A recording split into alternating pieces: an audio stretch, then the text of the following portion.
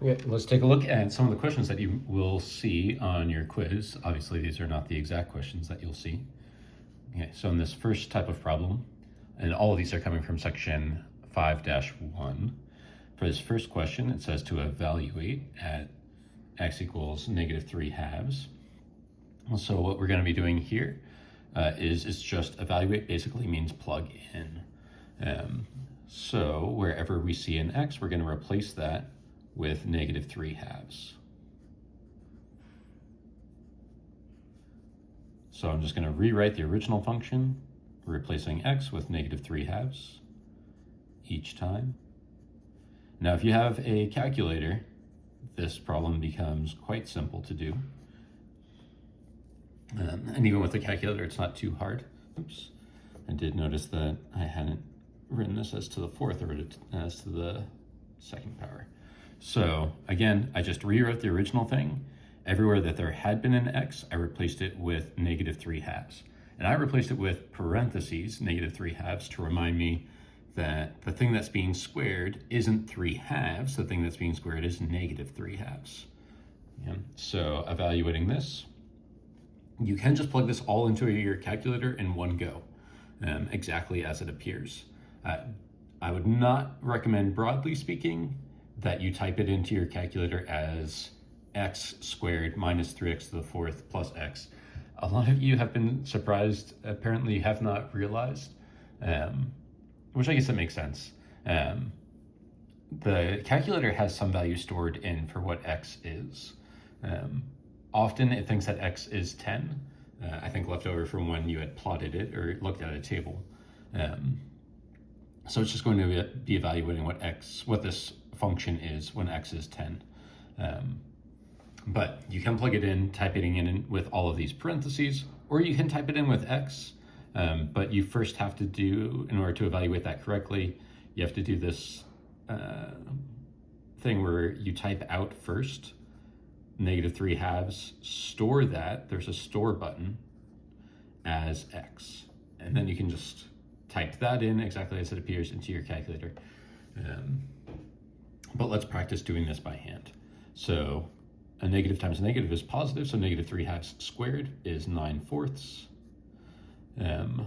Minus 3 times, and it's the exponents that get applied first.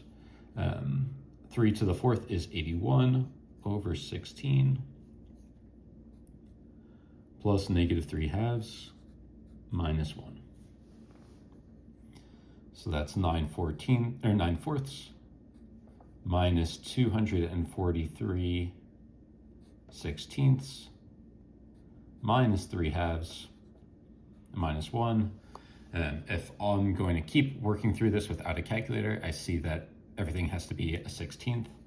So that becomes 36 16ths minus 243 16ths minus 24 16ths minus 16 16ths.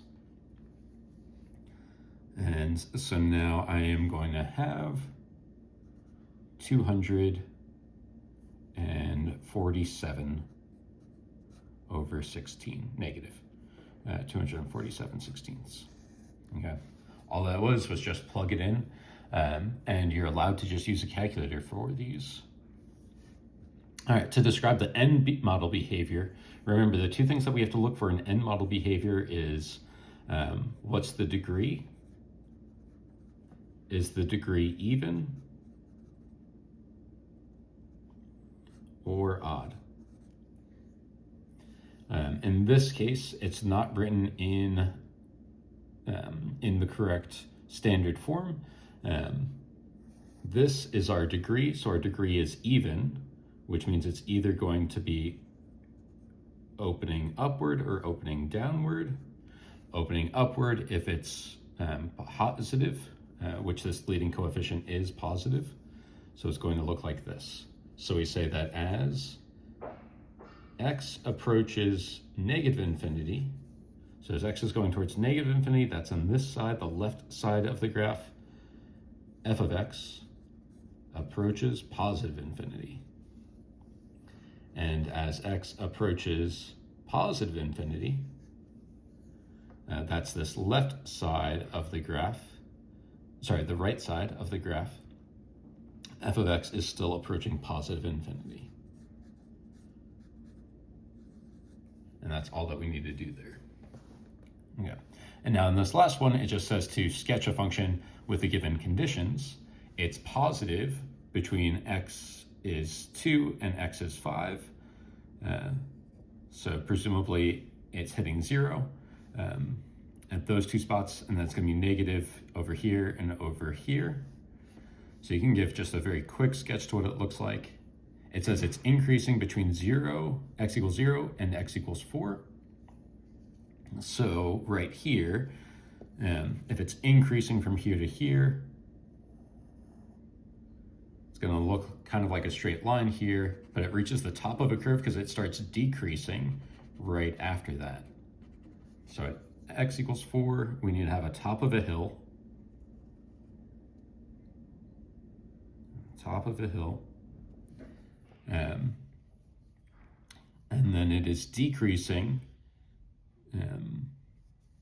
for x greater than 4. So this hill just keeps on falling. Decreasing between, oops, that's written incorrectly.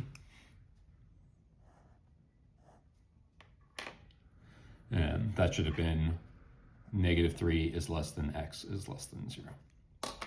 Okay, so it's also increasing while it's less than -3. So the graph is rising. And then between -3 and 0, it falls again. And then from 0 until 4, it is increasing. So the graph can look something like that. Note the fact that from here to here, for all values less than -3, the graph is increasing, and then the graph is again increasing in this region. If we imagine a person is climbing this mountain range going from left to right, they're going uphill until they hit an x value of -3, and then after -3, between -3 and 0, they are going downhill, and then between 0 and 4, on the x value, between 0 and 4, they are rising again, and then after 4, they are falling again. And that won't be about as hard as you would see for that problem type.